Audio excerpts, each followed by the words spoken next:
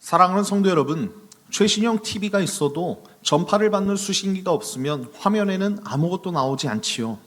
공중에는 수많은 전파가 흐르지만 받는 장치가 없으면 그 신호는 없는 것과 같습니다. 하나님의 말씀도 그러합니다. 같은 본문을 읽어도요, 어떤 사람은 그저 그것을 글자로 읽고 지나가고, 어떤 사람은 그 안에서, 그 말씀 안에서 살아계신 하나님의 음성을 들을 수 있는 것입니다. 여러분, 이 차이는 어디서 옵니까? 지식의 차이도 학력의 차이도 아닙니다. 성령의 조명하심을 받느냐 받지 못하느냐의 차이라는 것입니다. 오늘 본문에서 사도 바울은요, 하나님의 깊은 뜻을 깨닫는 비밀이 오직 성령 하나님께 있음을 선포하면서 그 성령을 받은 우리가 누구인지를 분명하게 보여주고 있습니다. 자, 그렇다면 하나님의 깊은 뜻은 어떻게 우리에게 전달되는가라는 것이지요. 자, 첫 번째는 이것입니다. 첫 번째는요, 성령 하나님께서 하나님의 비밀을 우리에게 계시하신다는 것입니다. 자, 우리 10절을 한번 읽어보겠습니다. 오직 하나님이 성령으로 이것을 우리에게 보이셨으니 성령은 모든 것 곧 하나님의 깊은 것까지도 통달하시느니라 라고 말씀하는 것을 볼 수 있습니다. 여러분, 사도 바울은 단호하게 선언하고 있어요. 하나님이 성령으로 이것을 우리에게 보이셨다라고 말씀하고 있다는 것입니다. 보이셨다라는 이 말은요, 단순히 알려주셨다라는 그런 뜻이 아닙니다. 원어의 의미는 덮여있던 것의 덮개를 열었다라는 뜻이에요. 감추어진 것을 환하게 드러냈다라는 뜻입니다. 세상의 통치자들에게는 끝까지 감추었던 그 십자가의 비밀이 우리에게는 활짝 열려졌다는 것입니다. 여러분, 이어서 11절과 12절을 보면 이렇게 말씀하고 있습니다. 사람의 일을 사람의 속에 있는 영 외에 누가 알리요? 이와 같이 하나님의 일도 하나님의 영 외에는 아무도 알지 못하느니라. 우리가 세상의 영을 받지 아니하고 오직 하나님으로부터 온 영을 받았으니 이는 우리로 하여금 하나님께서 우리에게 은혜로 주신 것들을 알게 하려 하심이라 라고 말씀하고 있다는 것입니다. 여러분, 사람의 속마음은 그 사람의 영 외에는 아무도 알 수 없습니다. 가장 가까운 가족도, 오래 함께한 친구도 그 마음의 깊은 곳까지는 우리가 들여다볼 수 없는 것이지요. 하나님도 마찬가지입니다. 하나님의 깊은 마음은 하나님의 영 외에는 그 누구도 알지 못하는 거예요. 그런데 그 영을 바로 우리가 받았다는 것입니다. 세상의 영이 아니라 예수 그리스도의 영, 하나님으로부터 온 영을 우리가 받았다는 거예요. 여러분, 이것이 은혜인 줄 믿습니다. 우리가 똑똑해서가 아니라, 우리가 경건해서가 아니라 하나님의 주권적으로 우리를 택하시고 그분의 영을 우리 안에 부어주셨기 때문에 우리는 하나님이 은혜로 주신 것들을 깨달아 알 수 있게 된 거예요. 사랑하는 성도 여러분, 오늘 우리가 말씀 안에 있을 때 가장 먼저 드려야 할 기도가 있습니다. 성령님, 제 마음에 등불을 켜 주십시오. 성령님, 이 말씀을 환하게 비춰 주십시오. 감춰진 것이 드러나게 하시고 우리에게 조명하심의 은혜가 가득 넘치게 해 주십시오. 우리가 이 성령의 조명 없이는 성경은 글자에 머물게 되지만 성령의 조명 안에는요, 성경은 살아있는 하나님의 음성이 되는 줄 믿습니다. 내 지혜로 하나님의 말씀을 분석하려 들기 전에 내 안에 계신 성령 하나님께서 나를 조명하여 주시기를 먼저 무릎 꿇는 저와 여러분 되었으면 좋겠습니다. 그렇게 하면 우리 하나님께서, 우리 성령님께서 깊은 것까지 통달하시는 분이시기 때문에 우리에게 그 영적인 일, 하나님의 지혜를 우리에게 주실 줄 믿습니다. 이 은혜가 저와 여러분에게 가득 넘치길 예수님의 이름으로 간절히 축원드립니다. 자, 두 번째는 이것입니다. 두 번째는요, 사람의 지혜가 아니라 성령의 가르침으로 해석해야 된다는 것입니다. 자, 13절과 14절을 보면 이렇게 말씀하고 있어요. 우리가 이것을 말하거니와 사람의 지혜가 가르친 말로 아니하고 오직 성령께서 가르치신 것으로 하니 영적인 일은 영적인 것으로 분별하느니라. 육에 속한 사람은 하나님의 성령의 일들을 받지 아니하나니 이는 그것들이 그에게는 어리석게 보임이요 또 그는 그것들을 알 수도 없나니 그러한 일은 영적으로 분별되기 때문이라. 아멘. 사도 바울은 분명하게 구별하고 있는 것을 볼 수 있습니다. 사람의 지혜가 가르친 말이 아니라 성령 하나님께서 가르치신 그 말로 영적인 일을 해석해야 한다는 그런 말입니다. 오늘 13절 끝에 나오는 분별하느니라 라는 이 표현은요, 해석하다, 풀어내다 라는 그런 의미를 갖고 있습니다. 여러분, 영적인 일은 영적인 잣대로 풀어야지 세상의 잣대로는 풀리지 않는다는 거예요. 세상의 영을 받은 사람에게 십자가는 어떻습니까? 실패 아닙니까? 미련한 것이에요.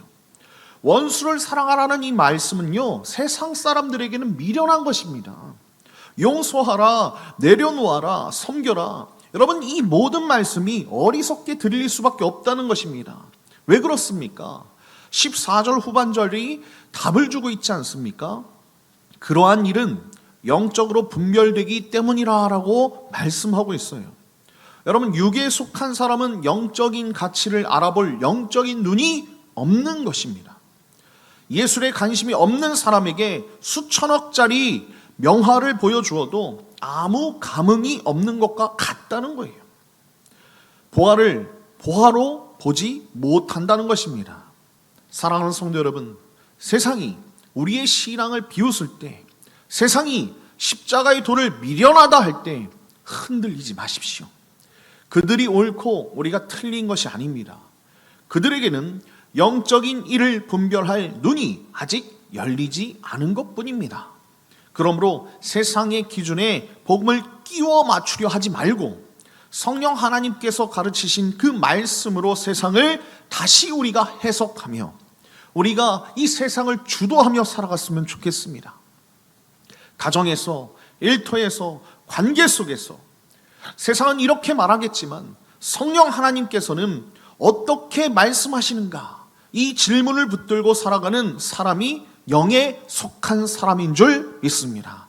이 은혜가 저와 여러분에게 가득 넘치길 예수님의 이름으로 간절히 축원드립니다.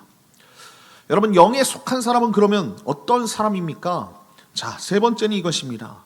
그리스도의 마음을 가지고 모든 것을 분별합니다 라는 거예요.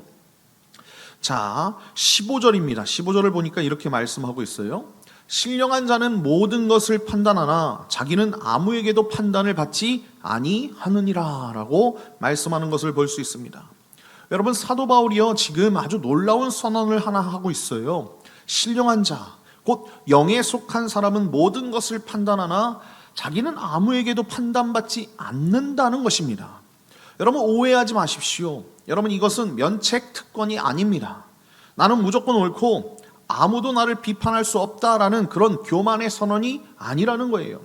이 말씀은 성령의 인도하심을 따라 살아가는 자의 온전함을 가리키는 것입니다. 그러니까 여러분, 우리가 정말로 온전한 삶을 살아야 된다는 거예요.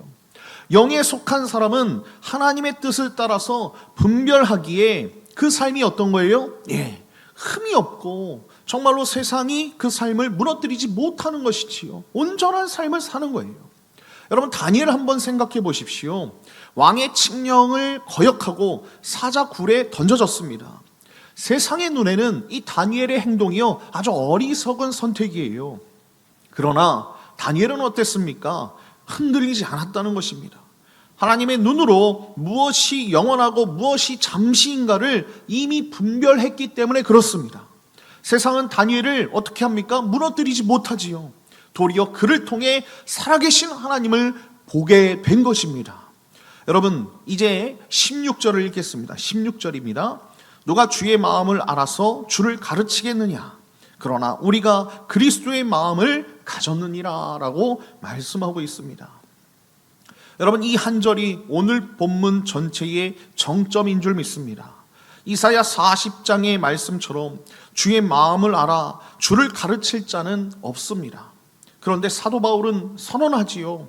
그러나 우리가 그리스도의 마음을 가졌느니라. 아멘. 저와 여러분이 그리스도의 마음을 가졌다는 것입니다. 부족한 우리, 약하고 떨리는 우리가 그리스도의 마음을 가진 자라고 불림을 받았다는 거예요.